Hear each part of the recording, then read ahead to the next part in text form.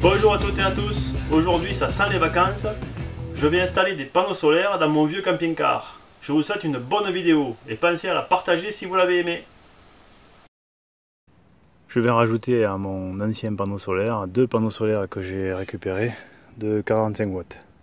Je vais faire des pattes ici, je vais faire 4 pattes par panneau de manière à fixer solidement les panneaux solaires sur la galerie en aluminium.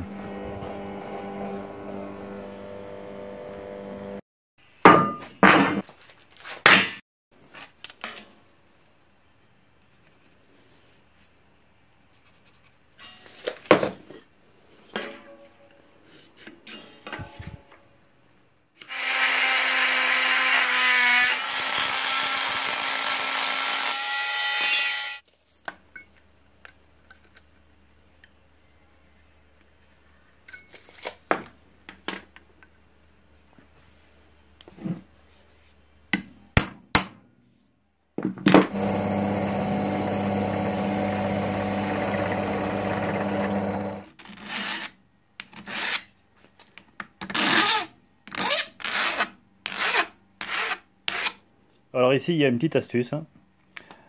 Ces profilés sont en aluminium, la galerie est en aluminium, le châssis des panneaux solaires est en aluminium, donc là c'est la même matière, donc tout va bien. Par contre, les vis, elles sont en acier zingué. Alors là, il y a une différence en fait qui va se faire de potentiel entre le zinc et l'aluminium. Donc pour pallier à ça, soit vous avez des rondelles qui sont en plastique, que vous intercalez ici et ici entre l'écrou et le support et entre la vis et le support, soit comme moi vous n'avez pas de rondelle en plastique et vous utilisez tout ce qui vous passe par la main. J'ai utilisé des restes de ma cuisine aménagée. Ça, ce sont les bords décoratifs des panneaux de mélaminé. Donc c'est du plastique autocollant. Donc j'en ai collé un petit morceau ici et un petit morceau là. C'est autocollant, je l'ai repercé et ça va me servir d'isolant entre la tête de la vis et l'aluminium et de l'autre côté entre la rondelle et l'aluminium.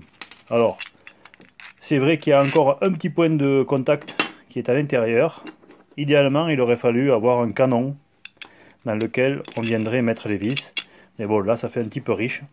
Moi j'ai fait ça, ça va limiter grandement la corrosion. Voilà, ça c'était la petite astuce pour serrer de l'aluminium avec des vis qui ne sont pas en aluminium. Voilà ce qui se passe si on ne fait pas attention à la corrosion galvanique. Ici, ces panneaux solaires étaient montés sur une structure en inox.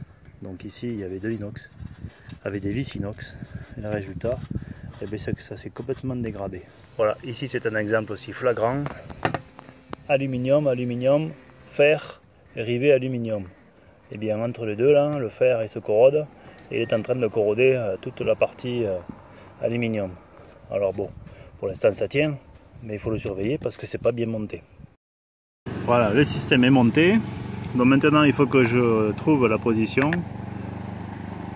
pour fixer le panneau solaire sur ce dispositif. Je pense qu'ici ce sera pas mal. Les pattes sont montées. J'ai mis écrou et contre-écrou parce que je voulais que ce soit démontable. Donc là, ça va pas partir, mais je pourrais le démonter. Et puis avec ça, le panneau solaire est bien fixé.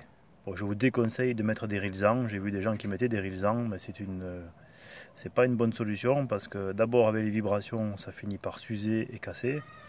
Et puis si vous prenez une branche dans un camping ou autre, ça va vous fragiliser le rilsan, voire ça va le casser, et puis quand vous allez rouler, vous allez perdre le panneau solaire. Donc il faut quand même que ce soit fixé solidement. Voilà pour la fixation. Maintenant, on va voir la partie câblage. Donc chaque panneau solaire, il y a un plus et un moins qui sort. La question qui se pose, c'est est-ce que je les mets, comme j'en ai deux, est-ce que je les mets en série ou est-ce que je les mets en parallèle? La réponse, tout de suite.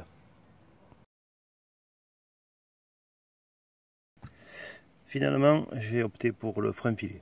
Donc ça me semblait plus rassurant. Donc une petite goutte de frein filet. On serre et c'est terminé. Bon, il y a quand même un enjeu important, il ne faut pas que le panneau solaire s'en aille. Donc voilà, c'est du frein filet démontable, mais c'est du frein filet quand même. Alors je vous disais, monter les panneaux solaires en parallèle ou en série, tout dépend de ce que vous avez. Moi, je n'ai que des limiteurs de tension. Voilà, j'en ai deux. Celui-ci, il est pour le panneau solaire de 60 watts. Et celui-ci, il est pour les deux panneaux solaires de 45 watts. Ce sont des limiteurs, ce ne sont pas des régulateurs. Alors, ils sont prévus pour limiter la tension à 13,8. Si on met des panneaux solaires en série, on va se retrouver avec des tensions qui vont être de l'ordre de 2 fois la tension d'un panneau. Donc la tension d'un panneau solaire, c'est aux environs de 17 volts. Avec ce régulateur de tension, ça le réduit à 13,8. Si on met deux panneaux solaires en série, on aura 34 volts. Et à la sortie, on aura 13 volts 8. Donc le bénéfice, il est nul.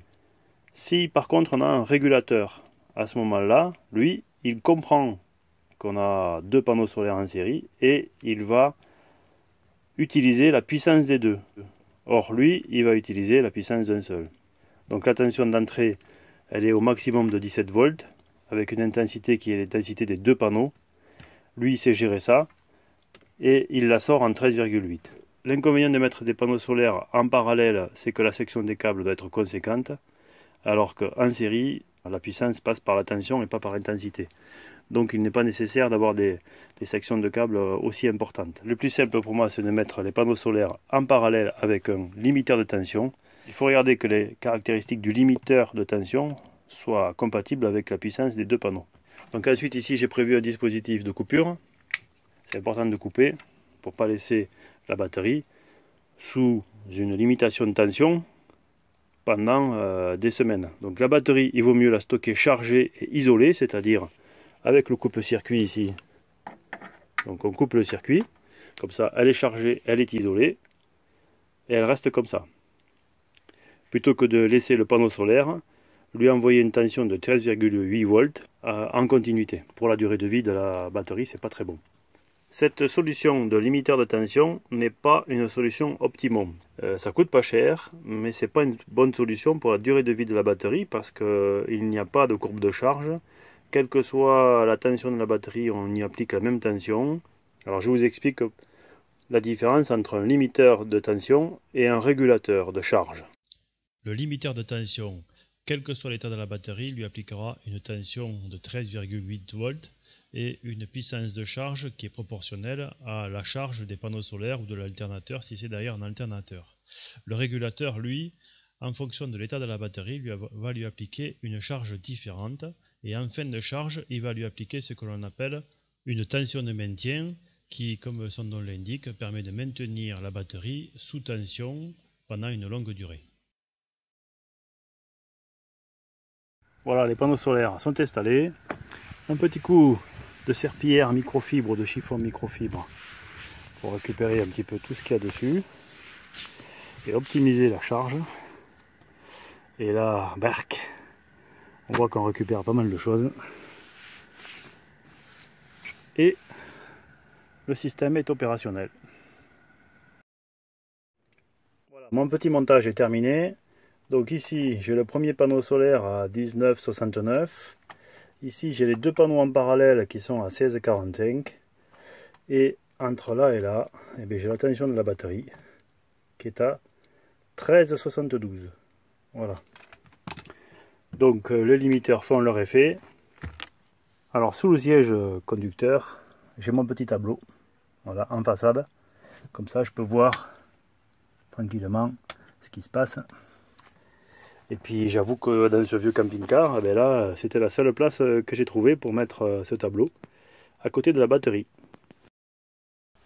Les vacances vont pouvoir commencer, mes batteries vont pouvoir se recharger. Alors, il est vrai que c'est pas l'optimum, le mieux c'est d'avoir un régulateur de charge. Mais ça, c'est pas dans mon budget pour l'instant. Si vous avez les moyens, je vous conseille, plutôt que de mettre un limiteur de tension, de mettre un régulateur de charge. Vous l'avez compris, je vous l'ai expliqué dans la vidéo, c'est bien mieux. Retrouvez-moi sur Instagram et sur Facebook. J'y poste régulièrement des images de mes bricolages en cours et des commentaires sur ce que je fais. Et en attendant la prochaine vidéo, soyez curieux, soyez prudents, bricolez bien, à bientôt et merci d'avoir regardé la vidéo.